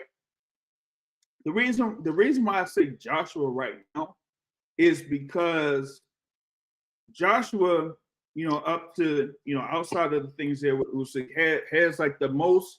What was it, like the most top 5 wins or around the top 10 in the heavyweight division, right? And he beat Joseph Parker, who had Deontay Wilder. So yeah, you would have to put Joshua up there. And he didn't get dropped by Usyk. Hey, let's go through the what you would say the rankings are right now in the heavyweight division. You got Oleksandr Usyk number 1. You got Tyson Fury number 2. You got Anthony Joshua there at number 3. You got Joseph Parker there at number 4. Number 5 could be up there. You could say Zhilei Zhang maybe. We had some wins over Joe Joyce, but lost to Joseph Parker. Maybe shoot. At least now, yeah, I could say Zhilei Zhang could be around there at number 5 because who I have now at number 6 is Agit Cabello. Which is crazy. Yeah. It sounds crazy, but Agit Cabello because Frank Sanchez was up there around that 6, 7, 8. Was that really Frank Sanchez? What? Was that really him? Was that really him in the ring? I know he was he was chubby and tired. And he was like he had this bodybuilder body. And he was injured. I didn't even notice that he was there with that knee brace. And he had that bodybuilder body, and then his face ain't even look this. I'm like, who is this guy? So the thing with that fight, right? Yeah, because I'm like looking at Frank Sanchez, and I'm like, yo, this dude is like super jacked up, almost like jacked up, in the upper body. Got like a little bit of a softy, there in the middle, and then had the brace there with the knee. I'm like, come on. Yeah, I'm like, who is this guy? It would be tournament time. But hey, as far as like the heavyweights, it looks like that's what we've been having since December, man. Like all of these fighters are fighting each other in heavyweight division now. So JR, your boy MVO came out with a list of the top 25 best heavyweights of the 20 years. And he inexplicably he had Deontay Wilder number 4. He had Anthony Joshua number 7, but he had Anthony Joshua fight 5 people on that list and beat 4 of them. I'm like, you smoke, you get high. Your list, it don't even make your own list don't even make sense. Wait, what was the Klitschko? He had Vitaly under Wilder too, right? Yeah. Was it? No. He had Wilder 4. He had Klitschko number 3, Fury number 2, and Usyk number 1. Yeah, but he had which Klitschko he had below him? Because yeah, you're right. He did have Wilder over one of the Klitschkos, which is absurd, bro. Hey, why we talking about his list? Why we talking about his list? I'm just saying. It was crazy. But that's another thing. The Klitschkos is a good point because what Call it asked earlier, he said, why don't we give more credit to like resume? I do think resume is important, but you also got to be realistic. Vladimir got a better resume than Vitaly. He's nowhere near as better as Vitaly. Vitaly is way better than Vladimir. No matter what Vladimir resume says, Vitaly is like a top, bro. Vladimir is basic. Vitaly's actually athletic. He can take a punch. He can do different things. You feel me? What if he was able to get that win over Lennox Lewis? Whew. Shoulda, woulda, coulda. Yeah, but he's so much better than his brother, but his brother has the resume, but he's so much better than that dude. Like he's not even close to me, though. He's not even close. Yeah, but he had those he had those injuries too, right? Because that's what set him back. But But it'll be interesting though how the rest of this heavyweight division shapes itself out. But I'm kind of like glad that we to a certain extent now have a definitive number one fighter in the heavyweight division, and it's out of that. I guess many of us just didn't expect. In I got a question. I caught this. I caught this right after Usyk defeated Tony Bellew. I told everybody he's going up to the heavyweight division and he's gonna conquer it. I told everybody that. He did that. He did that. I got a question. Yo, Does Tyson Fury spiral and fall on and off the white horse? Does he spiral and is this a bad thing for Tyson Fury, or does this drive Tyson Fury to go back into the rematch and stop Oleksandr Usyk? y'all have no respect for Usyk. No, y'all have no respect for Usyk, bro. I truly think Fury is kicking himself because he know what he fucked up at. He knows exactly what he started doing and how he changed certain tactics to walk Usyk into shots. And yeah, he probably could have been tired. Yes, Usyk's pressure is the consistency is what allowed him to kick that motherfucking door down. And Usyk did everything he was supposed to do. Shout out to Usyk. I should probably be talking more about what he did do. And he did exactly what he's supposed to do. He was consistent. And he was disciplined and shit that won him the day. Man, the second fight, the adjustment I want Usyk to make is to do the level changes outside of Fury's range to draw out the uppercuts and jabs, so that could make him an easy way of coming in instead of just trying to come in before that. You feel me? That's the adjustment I want him to make in the second fight, and I want him to shorten the hooks up from round one. You feel me? I want him to start shortening them shits up from round one. Let's get this bum up out of here, man. Does Fury spiral? That's the question. No. I mean, what about like timing his jabs? Pretty much like timing his jabs a little bit more. I would say like if Usyk is able to figure out like the rhythm for Tyson Fury, as far as like his jabs and when he does things, he did, which he did. Well, I'm talking about like from jump though, because there were times, but like no, said, but DJ Academic to answer your question, spiral. I don't know what that means. If he fights Usyk again, I expect him to lose. In other words, like how he had the depression there after the first. Is that what you mean, or do you mean by like his boxing, like he's like taking L's? Like, what do you mean by that? Yeah, I'm saying, does he personally start doing destructive stuff, and does he take this win and be depressed and do stuff that ain't serving him? Listen, all I'm gonna say is, who's to say that he hasn't been doing destructive stuff? Who's to say that he stopped? I wanted to believe that he wasn't blowing his nose the entire fight for a reason. Oh boy. I mean, he does do that a lot. Frank Gomez says Usyk is now in a position to pick and choose where he wants to eat. No, who will be his next meal? No, he's not in position to do that. He's not in position to do that. He's not in position to do that. There's a Fury fight, and that's it. Like, I mean, as we much know, like if the rematch is still locked down, and some say that it is, some say that what I see like boxing scene or whatever it is, they said like Fury may have options or whatever instead of an immediate rematch. I'm like, come on, wow.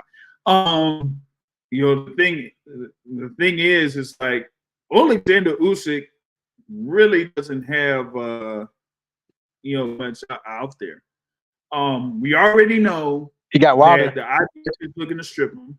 So come June 1st, you'll have Philip Hergovich versus Daniel Dubois. That will be for the vacant IBF heavyweight title, right? So, say for example, or say if there isn't an immediate rematch, there. Usyk versus the winner of Hergovich versus Dubois. Outside of a Dubois rematch, like who would really host Usyk versus Hergovich? Yeah, I know that I'm on the show there with Hergovich's trainer, Coach Ronnie Shields. Shout out to Coach Ronnie Shields. But okay, I'm being 100% real here. Who would be interested in a fight between Oleksandr Usyk and Wilder? Not me. I don't care. I want my boy Wilder to get his shot so he can be undisputed. Like, here's the thing. Now, not like, here's the thing. As I'm a fan of Usyk, if Usyk comes to America, like who does somebody really care? Like outside of Wilder's little fan base, does the general public cares about Wilder versus Usyk enough for Usyk to be like, I have options? Usyk only option to make money is another Fury fight. There's no money on a third Joshua fight. You feel? We've seen that story already. There's only Fury. I think if he doesn't get the Fury fight, I think he retires and then somebody else got collect the Infinity Stones again. So you don't think it's money in a Wilder fight? Is that what you just said? I don't think so. I know a Wilder Anthony Joshua fight, that's the money fight. But Wilder versus Usyk, I don't think people really care about that. After Wilder knocks out whatever his name, and he knocks him out emphatically, saying, Wait, and like you, okay, because it still have there's still that thing up in the air in reference to Wilder and Jared. Jared Anderson. That's still the thing. Man, Jared Anderson better wait his turn. Let Wilder get his undisputed. Jared Anderson, wait your turn. Let Wilder get his undisputed shot. And if he loses, then he loses, and then Wilder need to retire. But if he win, then they get to write his story. But in terms of the wait your turn narrative, is Wilder beating Zhang coming off a loss to Joseph Parker? Is that, in terms of wait your turn, is that good enough for him to get the title shot, bro? Yes. He came off a loss. That's nonsense. Joseph Parker should get it before him. Yeah, you're probably right about that. But Joseph Parker is probably more of a risk, I think. Man, yes and no. Yes and no. That's a super easy fight. I'm not gonna lie. I want to see Usyk versus Wilder for one reason and one reason only, because Boxing Academic will not be able to handle himself after round 5, and that boy gets gassed out off of the pace, and they start running lead left hand, and then you start realizing this nigga's about to get stopped. I just know, oh my God, that's just gonna be beautiful, bro. Hey, I know it's a risk that Wilder might get stopped in that fight. I understand that, and it'll be off of his gas tank, like you said. I do understand, but I am so hopeful that he can land one shot. I just gotta have faith that in his story, man. Can I have faith, man? Can I still be a fan? You can have faith. I just have too much respect for this guy Boxing IQ to say just one punch. You feel me? It's one thing. This might be fanboy, and I just want Wilder to like Academic was saying, man. Have a Hollywood story. Yes, I just want him to finish his Hollywood story, man, and then he can go and act in movies, be Mr. T son or whatever he want to be, you know. I think the best thing for the division is for Usyk to retire and Fury to go away. There might be a slight chance of that happening. What is it? DJO 082 says Wilder does any kind of shot at any title. The dude is 1-3 was last 4 fights and got knocked out. At some point, Joshua was 1-3 in his last fucking 5 fights. So what are you saying? At some point, that was Anthony Joshua, and he still was afforded those opportunities. Wilder has done enough to where he deserves. He hasn't got a title shot since. Man, just take what I'm saying. Just take what I'm saying. And Wilder has done enough in the sport to where, you know, he deserves one more title shot. At undisputed, not just a regular title, at undisputed. The only thing that would get him into that position for me is if he knocks out Oleksandr. And Wilder needs to go to Bridgewood. You know what? Actually, he would have to knock out Oleksandr, and if he can't immediately get us an opportunity at, because like I said, the titles are going to get split up anyway, or at least one of them. Unless he gets the winner of Hergovich and Dubois. I don't know. I think he's going to. Yeah, Manny Pacquiao lost a bunch of fights. Thank you, Matt. Put up Matt comment. Don't act like you don't see it. Manny Pacquiao lost a bunch of fights, and he still beat Keith Thurman. Which might not be said, but you I'm know, not following it. after the fact. But yeah, but listen, sure, why Manny Pacquiao, when Manny Pacquiao became a superstar, he lost to Bradley and then lost to Marquez. And after that, he rebuilt himself up. He got the Chris Algieri fight, the Brendan Alvarado fight, another Tim Bradley fight. He just didn't automatically get the motherfucking Floyd Mayweather fight right after those two losses. But you're saying it's possible. You're saying that there's a light at the end of the tunnel. You're saying that it's possible. That's what I heard you say. You just can't give it to him right away. This is in the UFC with Chuck Liddell back in the day when you just gave him whatever the hell you wanted. Man, Wilder ain't got too much time. He need a title shot now. Nigga, this is 2000. This is 2024, man. I'm pretty sure these guys could do Fox at 45 now. Who cares? Yeah, Parker, he's the WBO interim champ. Cabello, who, had his two impressive wins against McGuffin, and then they're against Frank Sanchez and Philip Pergovich, who will be facing Daniel Dubois, are more deserving of title shots. And I'm not taking that Kyra Bell win seriously. That we can't take that Kyra Bell win seriously because that was an impersonator in the ring, bro. An impersonator with the knee brace, though, pretending to be Frank Sanchez. Frank Sanchez. I'm like, okay. What's he doing? I don't know. Maybe if we have I don't know if they're gonna do a rematch though, man. He got beat up, man. That was the worst version of Frank Sanchez I've ever seen. That guy was terrible. I'm like, he had no movement. Yeah, he had no movement at all, though, man. It was just, it was crazy to see that. But yeah, like I was seeing when I saw him out there, man, I was like, man, that dude was like looking way out of shape in this joint, man. He was bloated too. It was just all bad. Yeah, I'm like, bro. And then another fight that happened in that card, like that was not Cordina. That was not the Cordina I know. Who the hell was that guy? When did you fight like that? I don't know. It was, for me, it wasn't really the thing like who was Cordina. I was like, who is Kasasi? Because he was in there. The dude only had like 7 knockouts going into this particular fight. And in this one, it looked like every one of his punches were like explosive, bro. And he's 63. He like, what are we doing? I was like, who is this guy, man? Bro, I was so confused. I was so confused watching that fight. I'm like, bro, where's all your wizardry? Where's all your little slick little slips and counters? Where's all that shit, though? Like what the hell happened, bro? Like, I was actually one time, like, I don't know what time they got to Saudi Arabia. They must have got there late. I don't know what happened, bro. I couldn't explain that, bro.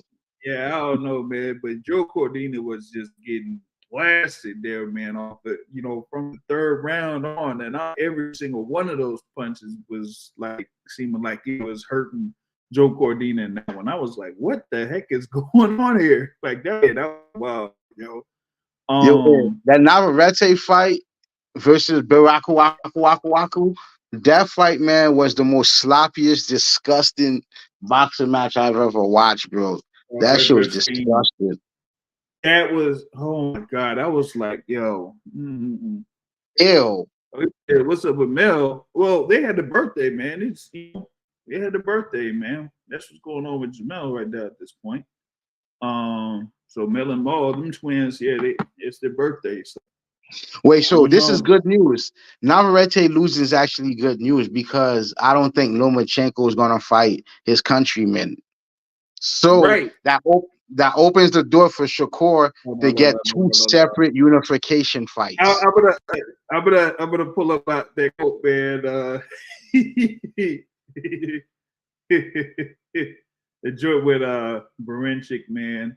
Yeah, that was the sloppiest fight, man, that I've seen, and they called that a title fight. But I mean, that's what you have there with Emmanuel Navarrete. He's not someone who's technically sound. He's been awkward his entire career. But the thing with him was him, being at, what was it? He started at 122, you go to 126, and you go to 130. and you've been the WBO champ in those 3 divisions. But up to that particular point, you go to 135. It's your first fight at 135, and you're dealing with guys that have been used to being at 135, so they can take your shot, punches a little bit better. And his work rate's not the same. Ever since he came up to 130, his work rate's not the same. Yeah. They pointed that out during the fight too. Was that when he was at 130, his overall output wasn't as much as it was when he was at 122 and 126, and then now he's there at 135, and he still has that same awkwardness and still missing a lot of shots, but credit to Berinchyk for being more precise and being a little bit more accurate. Whatever, so, that's the word if that's the word you want to use. But I mean, hey, he was a little more accurate. I mean, both of them missed a lot of shots, but at least you've seen that more of the cleaner punches were there in favor of Berinchyk, and like you mentioned, foot position in battle was the most awkward shit ever. By having this decision be in favor of Berinchyk, and it makes it a little more closer for Shakur versus Lomachenko fight that happened, and and Shakur did say like, hey, now you can't fight your own countrymen, man. And the thing was, Dennis Berinchyk, he was saying when he was asked by or who is it, the dude for ESPN, like, or was it possible for him to fight Lomachenko? He wasn't like a real client. He says, maybe Shakur Stevenson, maybe Keyshawn Davis, Murataya. I don't know. I don't give a fuck. What's wrong with him fighting his countrymen?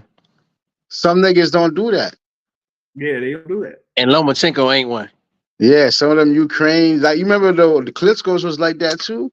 From his own mouth? Yeah. Loma said that out his own mouth that he ain't gonna fight his countrymen. Yes. I'll have to look for it if he did. Yeah, I'm not sure. I'm not gonna lie. See it possible. Yeah, I don't really see it possible. And then the same camp too, right? Why would you do that? Who would be interested in Lomachenko versus Berinchyk in a unification bout at 135? You got to do that shit in Ukraine. Ain't it an easy win for him though? Yeah, it probably would be an easy win for him, but listen, all I know is what would top rank pay Lomachenko to have a fight with Dennis Berinchyk for a unification bout? You can only hope. What would they do? They would hold it like diversion hotels over in Las Vegas with like 1,400 people in attendance or something. Like, come on. Listen, they need to. If they don't go ahead and make Lomachenko versus Shakur Stevenson for the latter part of this year, but I mean, we'll see. Oh, and you know what was so funny too, right? During that fight. I heard what Bradley said about Shakur. Yeah. Huh? What you heard what Bradley said about Shakur? Oh. No, not that part. It was like during the fight, they were mentioning the thing there with Navarrete. And then Navarrete was claiming that there was a contract for him to fight Shakur Stevenson, and that he signed his portion of the contract and Shakur Stevenson didn't. Shakur Stevenson said, "Where in the world are you talking? What contract is this? I ain't seen nothing like that." So that I thought that was kind of fun too. Nah, they don't have to worry about that anyway. I don't think that was funny. I saw that as a sign. I ain't saw that fun. I saw that as a sign. Usually, when you're on your way out, they start the smear campaign. That's true. That's true. And this isn't the first one. I think a couple fights ago, they brought up out of nowhere, they completely did a 360 and started saying how boring. At first, they were saying that Edwin De Los Santos was just a good boxing display. Now they switched it up, and now at a couple fights ago, they were saying it was boring. So I already know that's what that means. That means that was not signing the contract. And that's why I don't like fully consigned to like that ESPN commentary like that, because they sway towards certain fighters and they kind of like downplay others you know, especially if they're not, you know, within top rank, but also as you mentioned, like if they look like they're on their way out of top rank, I don't know. But you know, with Shakur, man, I'm really concerned with Shakur as far as like his contract status is concerned, because you know, like I said, I mean, he has a lot of, you know, hands in the pot. So unless if he's able to, you know, get a couple of those hands out of the pot, whatever Jake money he French. does get, Antonio Leonard, you know, he's gonna have to figure out something. Just to be real, he's gonna have to figure out something. But yeah, that fight there. Oh, but also the it wasn't just the main event there. That was over in San Diego. Co-feature bout Brian Norman and Santian. Brian Norman was on, man. He was on. Yo, he his actually didn't suck this time. Woo, man. Like he didn't look like he was smothering none of his work. He was, you know, as precise as he could have been in at that night. Framing, short punches on the inside. You feel me? Framing the body into the right position to land the punches. Dirty boxing, man. Short hooks, man. It was spectacular. That was a real old school performance, bro. Good sharp counter punching. Like it was. Ooh, I was. JL, like, you know what's next, right? You know what's next, right? I mean, Brian Norman versus Teofimo for the WBO championship next year. You know that was the plan. It was supposed to be the other dude, but Teofimo's facing who? Is the super. Is the WBO super champ. Yeah, he's the WBO super champ, but he got a defense coming up though. So who cares? That's not a real fight. That's not a real fight. That's just a stay busy. He's doing that, man. But after he takes care of business, he's gonna jump to 147 for the Brian Norman fight, and that's gonna be. I like that. I like that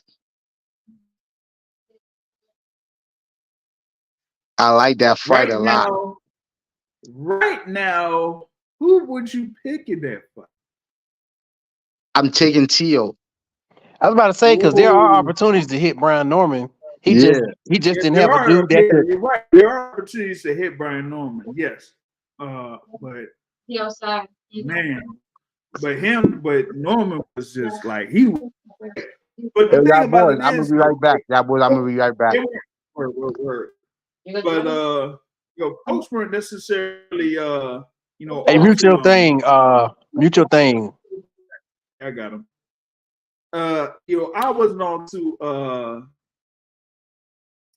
sold on the thing with Santian though, because it looked like he had no defense, man. So him having that win, what was it? His win that he had over Rocha, that was something there for him to have. So going up against Brian Norman, I guess that was just something where the matchup just wasn't it. It just wasn't fitting for him. Matt Gomez on the YouTube joint saying Teofimo and Ryan Garcia are on medications. Hey, like I was saying earlier, legal or illegal medication.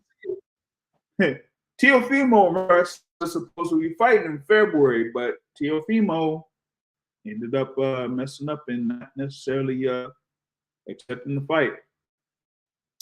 Now what? I mean, maybe you still have that opportunity to have that fight, but we got to see what happens here, because it's supposed to be either Wednesday or Thursday. We're supposed to get those results from the B sample for Ryan Garcia. So y'all be on the lookout for that one.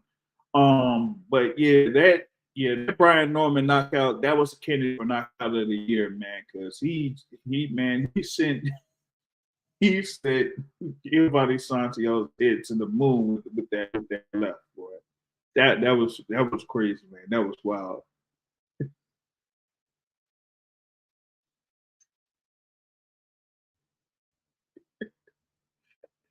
Matt, come on, Matt. Come on, man. That's my guy. So you feel me? But Yeah, that was a sick knockout by Brian Norman Jr. there over Giovanni Santillan in that co-feature bout. So I wasn't really watching the other fights that were on there for Top Rank. That were like on ESPN Plus. You did have Richard Torres on there that got a knockout win over Brandon Moore in the heavyweight division. Emiliano Vargas was on that card as well in San Diego. But nah, I was over in local fights over in the East area, man. You had Jordan Wright that was featured in the main event over at the was the Entertainment and Sport Arena there, and he was able to get a first round stoppage against Jonathan Akendo in that bout. So I was out there watching the local fights. If y'all have local fights there in your area, be able to support those local fights. Yeah, sometimes it might cost a little grip here and there, but these guys are out there trying to get to the position of the major fights that we be talking about every single week. So I want to go ahead and support here a little bit. Joe's back in the building here. My fault, y'all boys. Yeah. What Matt Gomez on the chat here on the YouTube chat says Gary Antoine Russell versus Devin Haney. Well, we ain't necessarily going to be getting that. At least not next. We got Gary Antoine Russell is supposed to be part of the card on June 15th. Albert Puello, right? Against Alberto Puello. That should put him in position to fight Usyk Cruz next, and he gonna beat the hell out of Usyk Cruz. He gonna box the shit out of Usyk Cruz, man. You don't think that's gonna be a wild fight? No, Usyk Cruz suck, and Antoine Russell does it. It's a simple fight. One guy suck, one guy does it. Nah, like this the Russell that got knocked out, right? Huh? This the Russell? No, this is the younger one, man. Oh, the younger one. Man. Nah, gotcha. Antonio ain't fought since that time. Wait, which Russell got knocked out?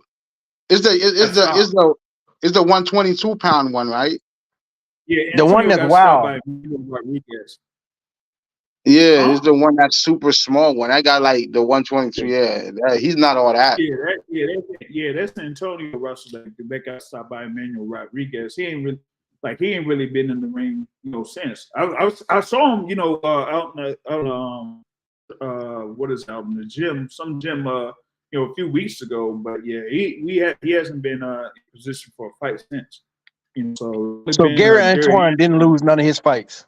No, he's like 17-0, 17 knockouts or some shit like that. Yeah. He's won every one of his fights by stoppage, man. The younger Russell, the older Russell lost, but the last fight he lost, I don't even think he lost. When he fought one-handed, that was a robbery. In my opinion. Mark Mexile, he didn't lose that fight, man. What's the older Russell name? Gary Russell Jr. is the oldest one. Yeah, I know Gary Russell. Yeah, Jr. Yeah, he's the one, man. I just look up the pictures. No, all of them are Gary Russell. Yeah, all of them are Gary Russell. Like, how George Foreman named all of his sons George and his daughter, Georgina? Yeah, so all of them name is Gary Russell. But the one we talking about is that's about to fight Alberto is Antoine. What's his name? Gary Antoine, whatever Russell. Gary Antoine Russell. Yeah.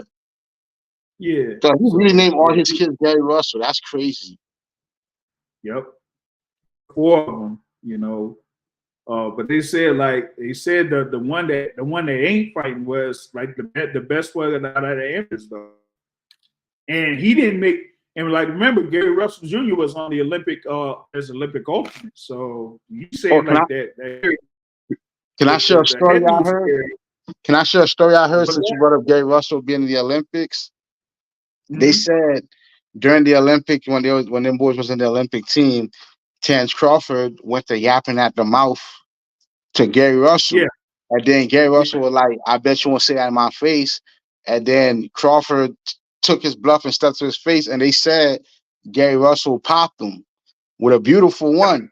But they said when they popped him, they said everybody broke it up, and then they said they was gonna let them boys fight, but then Crawford started saying shit like, "I'm gonna unalive you," and Gary Russell was a Olympic hopeful. You can't be saying that shit to him. So they sent Crawford home. That's the story I heard.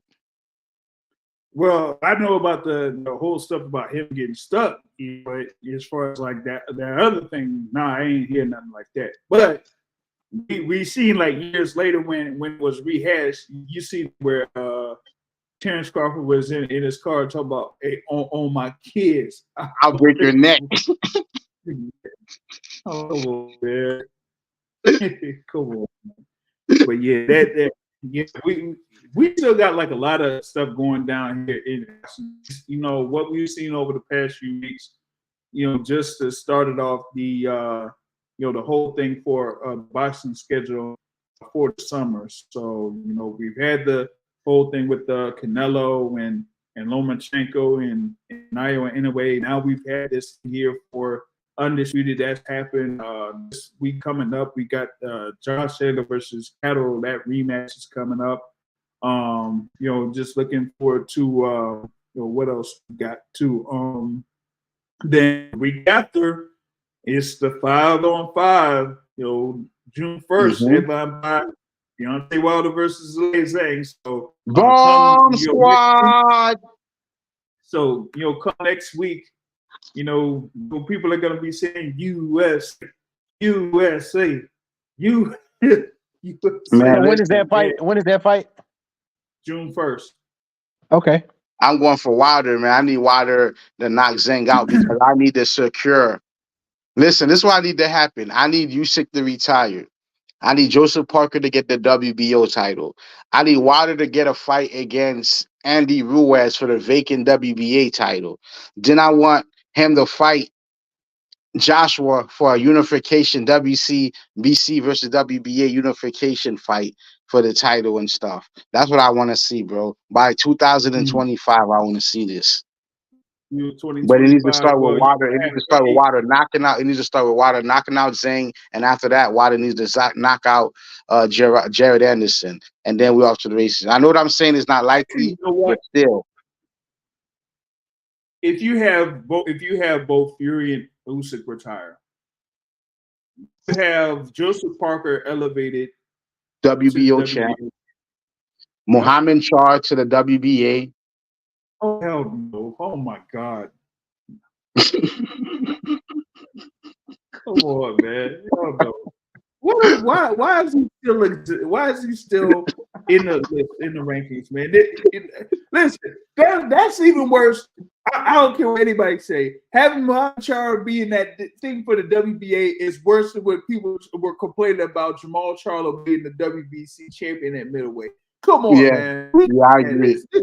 He was like inactive for 55 years and he was still the WBA regular champion. What if Usyk retires today, this guy becomes WBA champion. He's done nothing.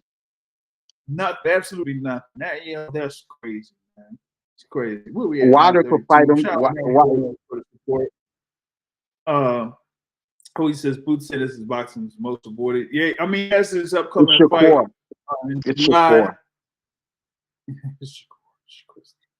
He has Gerard Ennis has his fight against Lee Crowley, where he's going to defend the IBF welterweight title. That's going to be July 13th in Philadelphia. Week before Shakur Stevens' fight against Artem Haratunian, July 6th over in Newark. Hopefully, I'll be able to make both of those fights. We'll see. Like I said, I mean it's a very busy summer when it comes to these fights, man. And at the very least, those two fights are over in the East Coast, so I'll have to fly cross country for anything like that, man, because I'm still under consideration or still thinking about going over to LA for that August fight card. You know what fight I'm looking for next year? The fight I'm looking for next year, the fight I'm looking for next year is the undisputed title shot at 154 for the undisputed belts, all the belts. The rematch between Errol Spence and Terrence Crawford. I can't wait till next year. 2025. We all know Crawford. We all know Spence gonna beat the dog shit out of Fedor. We don't have to pretend that's gonna be close. We know Spence gonna destroy him. Right. Like, come on, man. He's gonna Yeah, it's gonna be a bad look for Fedor, man. Shit, we said he was gonna beat somebody else, and that shit didn't happen. You know, I think he gonna win, but I'm just I saying. didn't. I didn't. You I didn't. You didn't. You didn't. You didn't. You didn't. I'm saying he's gonna destroy Fedor, bro. You feel me? I think what happened And was the thing about it, Fedor was on his way to getting. It looked like he was on his way to getting stopped by Tim Zubel for the people's elbow. Yeah.